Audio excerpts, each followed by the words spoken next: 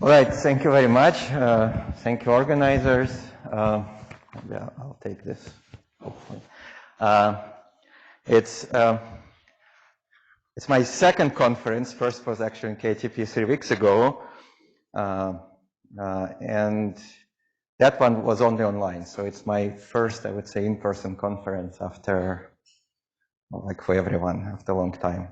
So it's really great to be here and talk to people.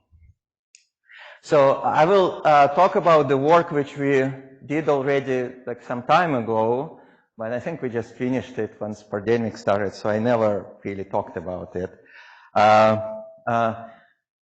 Mostly it was done by, actually the work was led by Sho Sugiura, but also Peter Kleiss and Anatoli Polkovnikov. And I will also, and there is closely related work by Jonathan Andreas. So I'm working on adiabatic transformations for a long time now. I'm really fascinated, and we discover more and more things.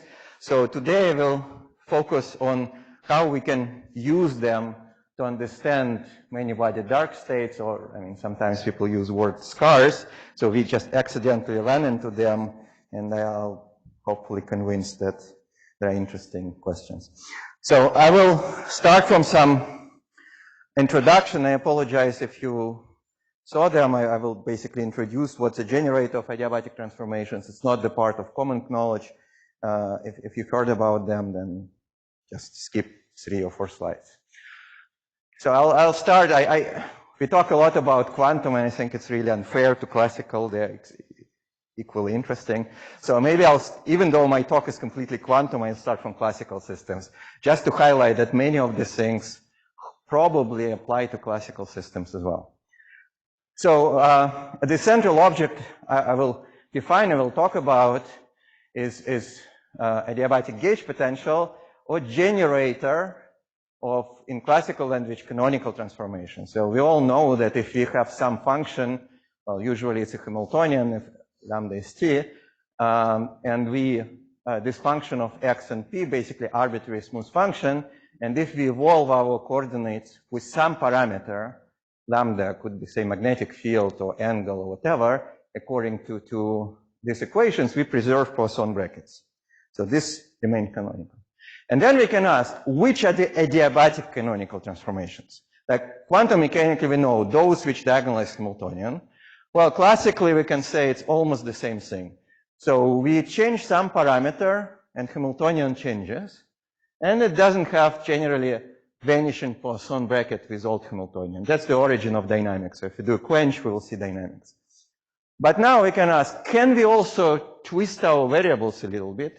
That new Hamiltonian, in terms of new variables, actually commutes or has vanishing Poisson bracket with old Hamiltonian and old variables. Just to give you an example, let me take harmonic oscillator and change the spring constant. So if you stare at it, obvious canonical transformation you want to do is that we rescale momentum, we rescale coordinate. Of course, if you want to keep Poisson brackets, we have to do it in an opposite way. And if we do this, we immediately see that Hamiltonian gets overall prefactor, square root of lambda, and the rest like doesn't really depend on lambda. Since it's overall prefactor, Poisson bracket is 0, and this adiabatic gauge potential is just dilation or dilatation operate function. It's p times x over lambda. Good. So now we can use a chain rule. And notice that change of this Hamiltonian, now it's due to change of the Hamiltonian itself and due to change of variables. It's basically a, well, derivative of the Hamiltonian and Poisson bracket of Hamiltonian and this gauge potential. And then basically the equation which we need to solve is this. So it's d lambda h plus Poisson bracket of a and h, Poisson bracket with h is 0.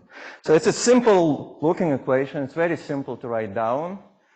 But there is one caveat, and it was realized actually by Chris Yerzinski back in '95, that in chaotic systems, this equation doesn't really have solution. So the statement that adiabatic transformations in classical chaotic systems do not exist generically. There are, of course, exceptions like translations and so on. Well, quantum systems, it's the same story.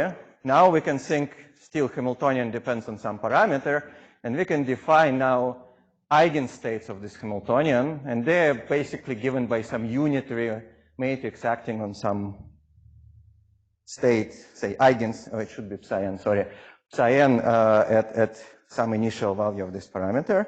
And then we can also define similar object, adiabatic gauge potential. It's basically a derivative operator, which tells us how these eigenstates change. Obviously, it's a matrix, it's a Hermitian matrix, and it's very easy to see that it's related to the unitary transformation in this way. And then it's also trivial to see that this matrix satisfies exactly the same equation. Now, instead of Poisson brackets, I'm using commutators.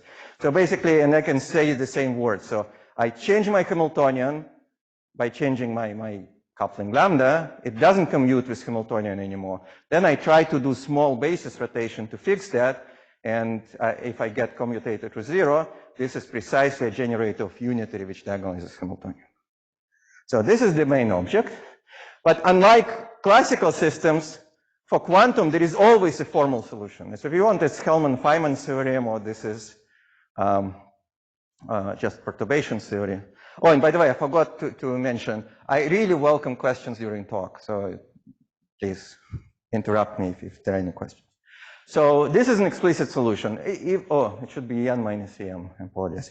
So if there are degeneracies, it's a separate interesting story on Abelian and so on, but let me just forget about this and I assume there are no degeneracies. Okay, now there are some non-trivial facts, at least non-intuitive facts, I would say. So this adiabatic transformation, so this is Hamiltonian, which adiabatically transforms states. It's actually related to dynamics without any adiabatic transformations. So it's a simple statement, right? If I have energy denominator, it's a copy and paste mistake, should be n minus em. I will, of course, can trade it in for time integral.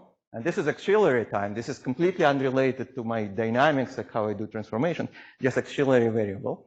And then basically, if I integrate my Hamiltonian, not Hamiltonian, conjugate to this parameter lambda in the Heisenberg representation. Oh, there are too many typos, should be d lambda h. Well, I have to be careful. I use odd integral to get principal value. I get my gauge potential. And then I can ask, okay, what is this object which has to commute with Hamiltonians, an integral of motion? And it was at least surprising for us that it's exactly the integral which was introduced, I think, by Tamash and others, and as far as I know also by Vedika and David, but I couldn't find paper. They're also around 2014, 2015 to study MBL. So basically, it's extremely natural thing to do. We just start from some local operator like magnetization, propagate it in time average. Whatever is left is our integral of motion, right? And it turns out that this object is exactly and simply related to this generator of adiabatic transformations. So, and finally, this generator also gives rise to quantum geometry. We all know about Berry curvature, but there is also an object which becomes more and more popular, which is geometric tensor or fidelity susceptibility. So it basically tells us how fast our eigenstates change if you change the parameter. So it's big if they change quickly, it's small if they change slowly, and it was actually used a lot recently as a measure of quantum phase transition. So when we cross transition, our ground state wave function changes quickly, it's big. If we're away, if you have a gap, it changes slowly. But we can do it not for the ground state, for any state. So basically, the summary of this slide that there are many, many things which come together. This long time response, existence of integrals of motion, locality of generator of adiabatic transformation, sensitivity of eigenstates, and many, many other things that are actually related to each other. Okay. So what do we expect from the scaling of this fidelity susceptibility or norm of this operator? Well, if we deal with generic chaotic systems, then the scaling is terrible, right? So again, this is expression which I wrote, now M is correct. And then I just look into norm of this operator. And this is just sum of squares of the matrix element of my local operator divided by energy denominator. And then I can, in ergodic or ATH systems, I know that matrix elements typically scales as e to the minus entropy over 2. Minimum of the energy difference is e to the minus s. We stare this and we see that this object has exponentially big norm in the system size. So in this sense, like in classical systems, this actually does not exist generically, right? So it formally exists as a matrix, but if it's exponentially big, it means it's ill-defined. So what about integrable systems? Well, there it's a local operator, at least in free models. And then if it's extensive, then it scales linearly with system size, a little bit more complicated near phase transitions. So there was a question, what happens in generic integrable systems? And there, basically, we don't have a proof, but we analyzed a bunch of them, and we are pretty sure now that at least generic answers that we get like power law still with the system size with some bigger exponent. So basically, what we got from this is that scaling of this norm of adiabatic gauge potential or fidelity stability can be actually used as a definition of quantum chaos. And it can be used as a sensitive probe. And I just want to highlight normal definition, like eigenstate normalization hypothesis or MT, is actually a probe of ergodicity, not chaos. I don't want to go into the details now. And it sort of makes sense. You can even call this as sort of a Lyapunov exponent, but in space, not in time. You just ask how sensitive your eigenstates if you slightly change your coupling. And in ergodic systems, you are super sensitive. You're exponentially sensitive. And then there was like a big surprise when we tried to look how you go from ergodicity to integrability. This is last introductory talk, and then I switched to my main talk, introductory slide. So what we found, this work was led by Mahit Pandya, and then there was also work together with Marcus Rigel, that actually this transition is highly non-trivial. And this applies to, as far as we can say, to all the systems, clean, disordered, basically all systems we looked at. And first it was sort of surprised, but now I think we understand that it has to be the case, that there is an interesting region which always separates ergodic phase and integrable phase, which is sort of maximally chaotic regime, where this fidelity, susceptibility, or sensitivity of eigenstates has maximal possible scaling. It's 2s as an upper bound. So you have much more sensitivity, much more chaos if you define it in this way once you go from ETH to integrable regime. So this phase seems to vanish in thermodynamic limit. I know MBL is a bit toxic, but by now we at least convinced ourselves that in thermodynamic limit, this phase just doesn't exist. So everything is eaten by this region. So it's where fidelity susceptibility scales as e power 2s.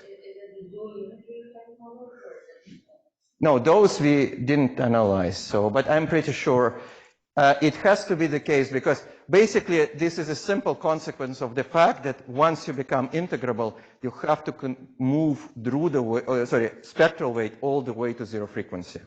So the only exception we can imagine is that you have a spectral gap, and that's what happens in integrable systems, when you transfer spectral weight between your integrals of motion and the continuums through a gap. And by gap, I mean anything polynomially small, but not exponentially small. So we didn't look in those models, but as long as you have a continuous transition, it's basically inevitable. It's very interesting phase. It's very non-perturbative. So here, if you want, we can define, like, I don't know, perturbative dressing of integrals of motion and so on. Here, we don't have anything but energy. You have ETH. And here, we have still, through the weights, we still have conserved quantities, but there is no perturbation theory. So it's extremely interesting phase. Okay. Now let me move closer oh, sorry. And do all three of those survive in the thermodynamic limit, or one or two? of those three regions? No, only one survives generically, at least in all examples analyzed. But these two have very, very different scaling. So in a sense that if you look into log scale, there is a growing gap between this and this. So so this phase in a way is big. But if you take thermodynamic limit first, only this survives, right? Okay. Okay, so what do we do in chaotic systems? Even forget about maximal chaos, let's take normal chaos. So it looks like, and that's what I thought, at least for myself for a long time, that this AGP is not useful. I mean, it's exponentially big. What do we do with that? Well, but it turns out that we know that adiabaticity works in big systems, right? So it actually means that probably we should do some approximations, right? And then there is a last piece of math which I want to show, and then I'll go to results, is that it turns out that this equation, which I wrote, which defines what adiabatic gauge potential, it actually has very simple, is simple minimization problem. So we just try to minimize square of this object over all possible A's. And it turns out if we find absolute minimum, that's exactly what we want to find. This is exactly generator of adiabatic transformations. Yeah. When we talk about adiabaticity works, it doesn't work. When we talk about it in quantum systems, usually we say. When we talk about strict adiabaticity of the same state, but usually when you say it works in ETH, it's really like thermodynamic adiabaticity, which is really of a macro state and not of a micro state. It's a very different notion. No, I don't think it's very different. It's a notion different by cutoff, because you basically want your adiabaticity to work with narrower and narrower energy shell. So there is a continuous crossover between thermodynamic adiabaticity and eigenstate adiabaticity. But yes. So basically, in experiments, say we are never interested or rarely interested in these eigenstates. And this is precisely where I'm heading to. So what we can do, we can say that, okay, we cannot solve this equation. It looks very simple, but there is no solution essentially, right? But then we can notice that we can form this, we can choose A at our will, right? So this is say experimentally realizable generator. And then we form this thing which should be conserved, and then we require it's approximately conserved. And it turns out we just need to minimize phase of G squared. It's a very simple minimization procedure. Of course, it doesn't mean there is a simple answer. And there are two possibilities. So we can either expand this A in low operator basis and find like, best local operators, or actually what Peter realized that we can do organized commutator expansion. And the only reason I mention it, that this we can Floquet engineer. So in this sense, I know there are some experimentalists in the audience. It looks like totally abstract, totally irrelevant. But the point that without extra controls, if we have only control of pulses of time, we can actually generate this A to arbitrary order. And we can use it for various things, like adiabatic breathing. Good. Now the question, like more focused question I want to address in this talk. Let's imagine that we have sort of a landscape in simplest case of two couplings. So we have, in a model I introduce in a second, two magnetic fields along, say, x-axis and z-axis. It could be like, you can choose different set of couplings. And then we ask, can we find an optimal path in this coupling space? Optimal adiabatic path. Sort of like finding a ski path in some forest, and we immediately see, well, locally it's relatively easy, globally it's much harder, right? So we are trying to at least address this question. I'm going to talk about very specific model from now on. We believe that some of the things at least are generic, but I don't want to speculate too much. So this is model which, is beaten to death, and that's why we took it. It's basically a model which has, nearest neighbors Z interactions. We have magnetic field, no disorder here, uniform along Z direction, and also magnetic field in X direction. This model can be integrable, can be ergodic, and can lead to other interesting physics. So in particular, there are three trivial integrable limits. First, when magnetic field goes to infinity, doesn't matter which one, right? It's just non-interacting local spins. It's trivial limit. Then another limit when H is 0, And then this is just transverse field Ising model, which is just basically free fermions. And then when G is 0, this is what people call classical model. I prefer to call it non-propagating model, but we can call it classical. And I just want to highlight this classical model, non-propagating model, has infinitely many degenerate points whenever this G is rational number compared to the ZZ coupling. Basically, you can always match number of domain walls with number of flipped spins, and this is going to be also important. And now we can ask questions. I said, what is the optimal path? Or we can equivalently ask, what is the nearest integrable point? Basically, if we want to prepare some states experimentally, we have to start somewhere. Suppose we want to start at finite H, finite G. Where do we start? H equals to 0, G equals to 0, both equal to 0. So this is an interesting question. And similarly, like, what is the best direction to address the state? Along which path we want to move? All right, so we use variational method. So in the first order, we use 3-spin variational ansatz. So we find best 3-spin dressing in the way I explained. So let's initialize H and G in somewhere and start sailing. And this is the plot. So I'll just try to explain what it does. So there are arrows which show direction. Basically, they're two-sided because you can move left or right. Like norm doesn't care. And then this arrow basically says that if you start at this point, you kind of follow the direction. You should follow this line, or you should follow this line, or you should follow this line. And these are really RG time flows. And if one of the parameters is cut off, this will be RG actually. So this is if you want some extension of RG, but now to the coupling space, or maybe similar to RG in the coupling space. And now there are 3 fixed points. 2 are visible. 1 is trivial and it's not shown. 1 is magnetic field is infinite. So if you go to strong magnetic field, you just start moving along magnetic field. But it's clear, right? If magnetic field is strong, what's the most adiabatic direction? You just stretch the magnetic field. Nothing happens. So this happens when magnetic field is big. But there are also 2 points which are here, like when both magnetic fields H and G are 0, and 1 where Z magnetic field is 2 and H magnetic field is 0. So we were a little bit surprised by this, right? What is the parameter? So yeah, the couplings are here. So I have longitudinal magnetic field and transverse magnetic field, H and G, sorry. Yeah, I will try to write Hamiltonian each slide. And they're labeled here. My overall coupling is 1. Yeah, so what is the analog of the cutoff when you move in that, when you follow this RG flow?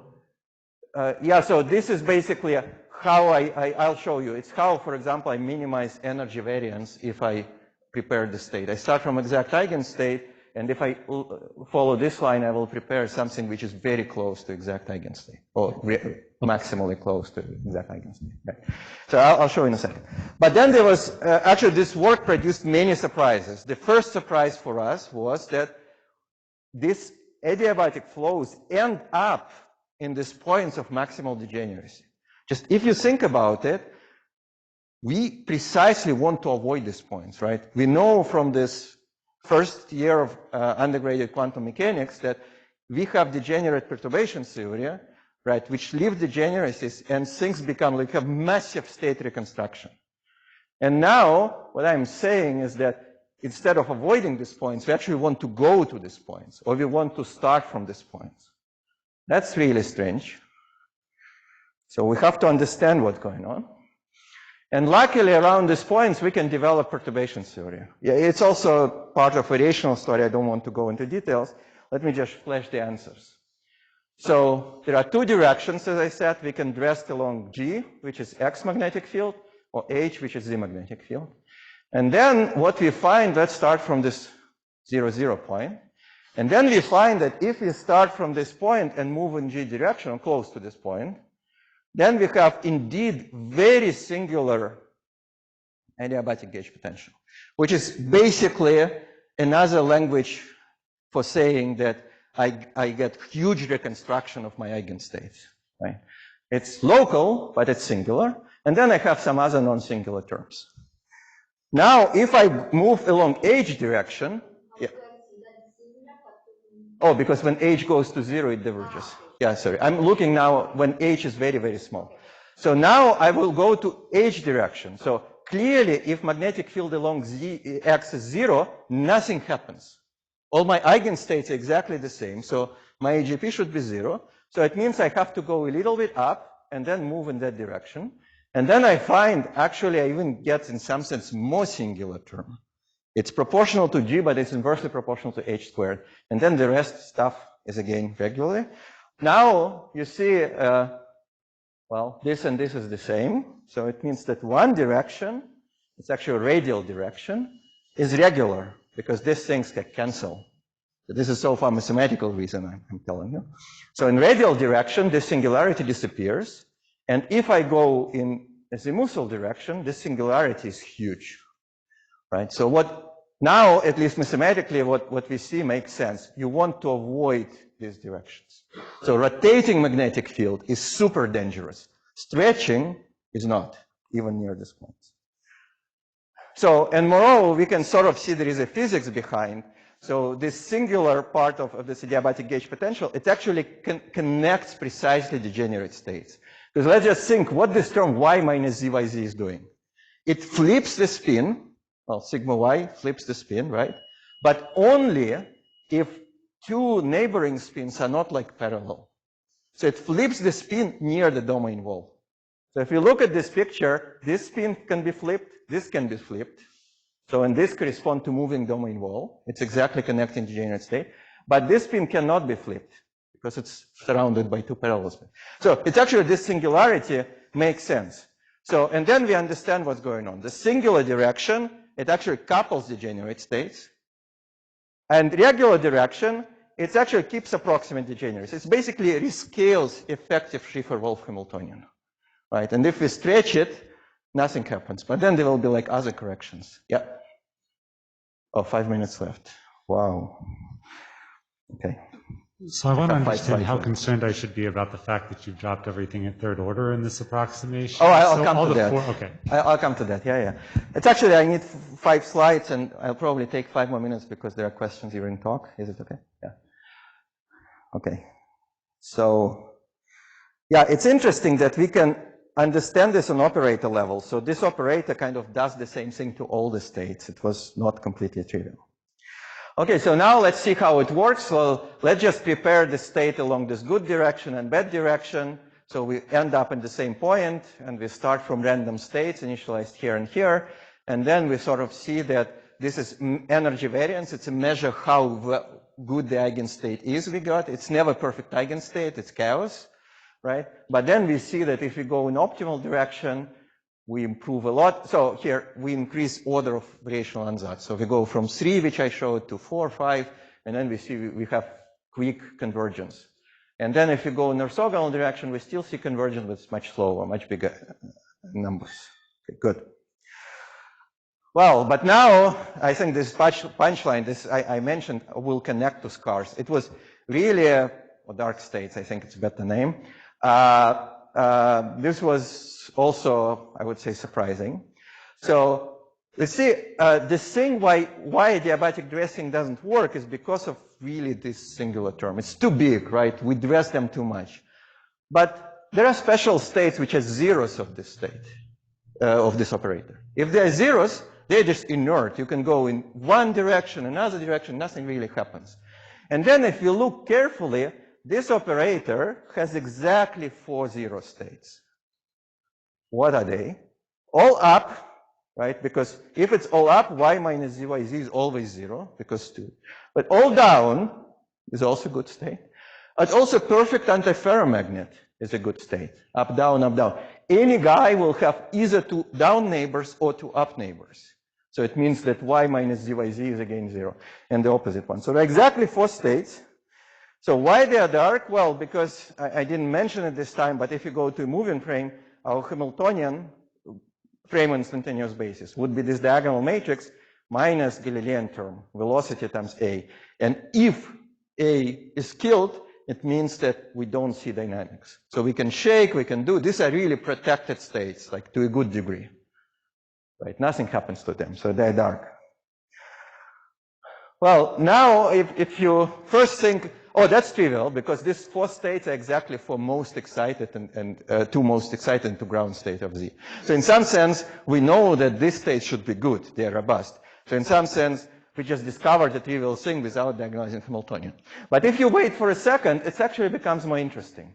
Because if we now change, for example, suppose I look into this family of Hamiltonians at different magnetic fields which are equal to, Z is equal to X, just this direction.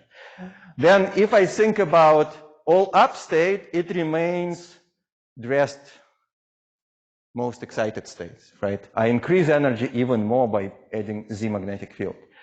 Up, down, and down, up states, these are ground states, so nothing happens, but then, of course, they will be dressed, so they will go down in energy, they will remain degenerate. But this state, which is all down, it actually enters to the continuum. So the fact that for this state, my adiabatic transformations are local is strange. And then Jonathan Wurtz was student at BU at that time, independent of this work, actually found the state numerically. He was trying to dress states like using, I know, this variational method, and he found that if you look into entanglement entropy of all the states at point, it was 0.4, 0.4, so these were not too big, not too small. He found that, well, you see kind of ETH emerges, but then there was one state in the middle of the spectrum, just one, which had like extremely low entanglement. And he could prepare it with like fidelity 0.995. So it means it's as good of eigenstate as one can imagine in the system. So this will probably drop in some dynamic limit, but very, very slowly. And then we actually had private discussions with Isabella Lovas and Frank Polman. Using DMRGX, they could prepare the state even with higher fidelity. I forgot the number. So, and then it actually makes sense why this happens. Because I told you this adiabatic gauge potential is like Hamiltonian coupling space. So if you make, for all other states, this Hamiltonian is very big. It's the same that you evolve for a long time. And then, of course, they get entangled and so on. But for these special states, this drops out, and your Hamiltonian is very small. You evolve for a short time. And the states that don't have time to get entangled. So it just makes sense. Now, still 5 minutes or less? Okay, so now if we look into this other point, h equals to 2, it's the similar story, but there is regular part, which is also radial, interestingly.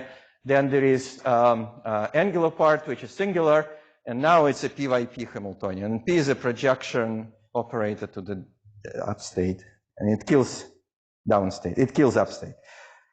So, and now we can ask the same question. What are the dark states? And now we have many, actually exponentially many. You can convince yourself that, I mean, if you start from parent state, which is 2 up, 2 down, 2 up, 2 down, then you see PYP will be always 0 because any state will have at least one up state. So one of P will kill it. And then you can start either flipping down spins or add more up spins or whatever. You will generate same dark states. So you have like lots of them. I don't know what's the counting. And now if you try to do the adiabatic dressing, again, same story. So forget about look only in the final point. So this is final energy variance. You just see for this special state, it becomes like really tiny. So you prepare very, very good states. And then for other states, you basically get very little improvement. Now the last part, like last 2 slides, what happens, it's addressing a question by Mike, what happens if we add more terms into this adiabatic gauge potential? So we make it more complicated. And then interesting stories start to emerge. So this is a flow diagram for which I showed like a sphere, shown like a sphere for this 3-spin variational ansatz. So this is h-axis, so these are these points which I showed before, and now infinite magnetic field which has collapsed into a point in the sphere. So infinite magnetic field now 1 point. So this is also terminal point of flows. So this is what you saw before. Like 1, 2, 3 fixed points. Now 4-spin is above, and then we get a new point at h equals to 1, and one can see that corresponding gauge potential will be, singular part will be pxy plus yxp. And you can find like dark states there as well, and so on and so forth, everything works. So, but then we also see that our adiabatic directions are more fragmented. So if you want to go from this point to this point, it's now much harder. We have to go through this extra point. So basically, h equals to 0 and h equals to 2 are disconnected. There is no adiabatic path which allows you to smoothly go from here to, say, here. You really have to initialize there, at least for generic states. Now, what happens if we add more? And then, this is actually Anatoli Polkovnikov generated it. It's like 8 spin variation on that. It was very massive calculation. And then this is basically what's color-coded is the norm of this variational gauge potential. There are also errors and so on. Anyway, so you kind of start to see these previous singularities. I showed this one, but then you start to see 2/3 appearing. This is 4/3. This is 1/2. So what happens is that with each order of perturbations, you start to see more and more singularities emerging. So optimal directions become more and more fragmented. It's harder and harder to get to cross them. And basically, it means if you cross them, you don't get any improvement by adding more terms in your variational ansatz, right? So basically, you see how thermalization emerges. So you get more and more. So you get more and more mess with each order. And I would say that there is a very similar story in MBL, because in a way that if you have a good direction, no singularity, what I'm saying you in other language that there are well-defined L bits. I can start from, say, domain walls and rest them. But as I move, it's getting harder and harder. And some order of perturbation theory, things start to break down. Of course, if I'm at small couplings, it's much better. But eventually, it seems that things will break down sooner. Okay, and now I'm out of time, so this is my summary. So what I told you is that there are highly anisotropic adiabatic flows in interacting systems, even at infinite temperatures. We can define these adiabatic flows like RG flows, and they connect families of Hamiltonians. In optimal directions, we have higher, well, high is a relative word, higher fidelity of state preparation. And in some sense, we can define notion of nearest simple or integrable point. So this is attractors which I showed you. So we can identify these many-body dark states or scarce states. I think they should exist in classical and quantum systems. And this is zeros of the singular part of adiabatic gauge potential. And then maybe the last thing I want to say, there are many applications. Some of them we kind of started to consider, some didn't, and some hope to consider. So one can, applications of this adiabatic gauge potential is like you can think about Flaquier engineering, variational Schrieffer-Wolff transformations, simulations of dynamics in large systems by basically addressing good degrees of freedom, it should be counter adiabatic driving, chaos, and other things. Okay, thank you for your attention.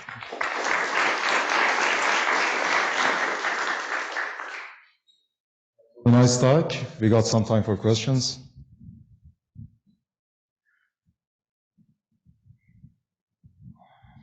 So maybe you can connect this. I'm not sure, but so Sam Garrett and John Chalker had a theory of resonances in MBL where they basically did adiabatic motion in the disorder potential, where they changed the disorder potential adiabatically, and saw how Lyons basically get fragmented and is that related to the same thing? Well, it has to be, but yeah, we didn't.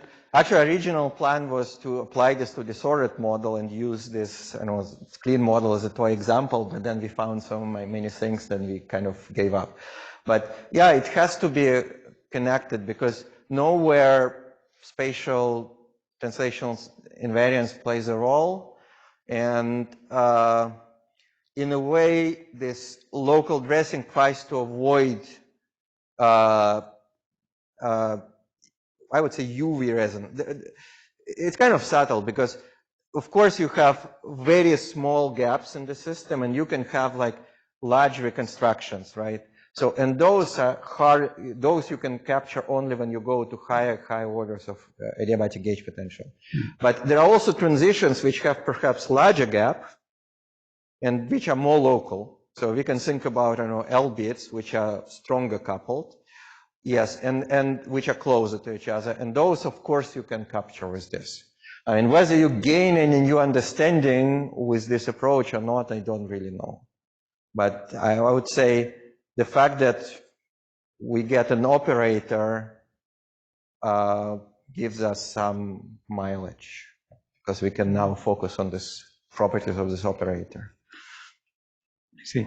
In their case, it doesn't really signal any kind of instability or breakdown of MBL. It's just signaling the fact that our naive picture of Lyons is not. Oh, I see. No, I mean, this MBL, I was hesitating whether I should give a talk, so we just, mostly we, I mean, Dries, we addressed it from, I don't know, like 4 different directions, and it always gives the same I'm not arguing answer, about that. so. I'm just asking if it's the same thing, because they have also a mechanism where Lyons actually do break down, and it explains a lot of the low frequency spectra. And I wonder if it's related to this adiabatic breakdown you're talking about.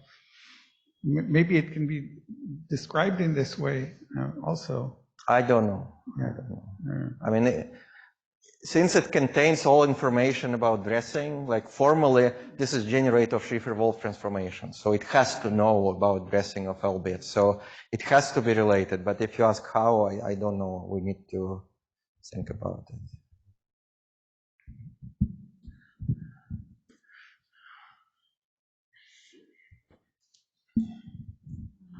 So on the second point in your slide, Anusha, Chris, and I had found that this PXP model numerically seems to be close to an integrable point. Like, yes. And you showed some data on that. Have you thought of looking for that point? I'm trying to convince Anusha to actually, with David, to try to do precisely this. Okay. But one of the things we realized that integrability is not such a big thing, and also Marcos Riegel worked on a separate thing. So if you have propagating integrable model, like transverse field Ising model, and you turn on integrability breaking perturbation, like longitudinal field, you don't get any mileage from integrability. You get chaos right away, exponentially tiny perturbations and so on. So it looks like, and here also this flow, actually we hoped to partially address this question. So we thought, is there any point where we really want to go towards this propagating transverse field Ising model? And it never happened. So somehow when we try to do adiabatic transformation, we always try to end in some trivial classical limit, non-propagating model. So, but it's still we want to understand this. So I'm just saying role of integrability is totally unclear at this point. Where integrability shows up, I don't know here. I mean, of course, if you look into global full gauge potential, we understand that for integrable directions, norm is small. So perhaps if we don't use variational ansatz, so and if we have gauge potential, which basically includes like exponentially many terms, then probably what you are saying will work out. At least along integrable directions, of course, will fail. Because integrable directions are those where adiabatic transformations are easy. In a sense, they're polynomial in the system size. They're never exponential in the system size. So if we get there, we sail. It's like, I don't know, a nice channel. But with local ansatz, it's sort of hard to see. I know, maybe just one thing I want to mention. Same with diffusion, right? People, like many people, found diffusion in integrable models. And we thought, oh, it's the same. But then we realized difference is actually only appears at times which are longer than the, say, L squared over D or whatever exponent is. So you really have to go to very long times, polynomial, but still long, to start to see difference between integrable and non-integrable. So in this sense, local ansatz might not even be able to tell you about integrability. But we want to try it and see what happens. It might be useful just to try it even for XXZ or some well-known. Yes. No, I think it's very interesting. Yeah.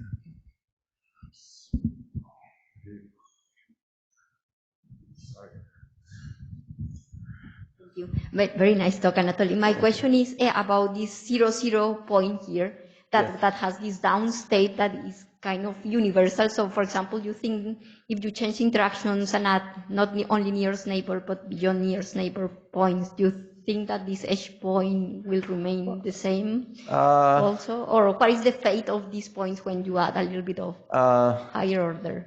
That's a good question. I believe so. If we don't have frustrating interactions or something like that, then I believe the answer should be the same. But yeah, I don't know for sure. But most likely it will be the same. If we had frustrating interactions, then it could be different. So as long as we keep this degeneracy. I mean, the antiferromagnetic state might Right. be very susceptible to I think but so. the I other think point so. might be very robust. I think so. I think so. Yeah. It should be the case. Yeah. Maybe one last question. So I think I'm not sure if you mentioned this, but are these the coefficients A is decaying in any way? Is this a controlled expansion? No, it's a symptotic expansion. When you in coefficients in high order terms, no. But there are really lots of parallels with MBL. So but here we understand what's going on, but it's not on the slides, but not even in the paper. So it's kind of interesting. There is like ergodic wall. So you first do increase order of expansion, and then everything like decays exponentially. I mean, there are small system sizes. Of course, we can never say whether it's exponential. Decreases fast, I would say. Fast, I mean, yeah, as I said, exponentially. So you look into energy variance, or you look into order of these high order terms, magnitude of high order terms of gauge potential and so on. And then you reach, say, order 7 for a given point, and that's it. It stops decaying. So, I mean, of course, here, size of the gauge potential is a discrete thing, so everything should happen suddenly. But in any case, it's sort of very interesting story. So we call it like ergodic wall. So beyond that, you cannot improve. So basically got your best L bits you can get like with local dressing, and after that you cannot do basically anything. I mean, maybe if you go to like, I don't know, well, cannot do anything means that you start getting polynomial convergence. So very, very slow. Thank you for the nice talk. I guess it's time to move on to the everyone. next talk.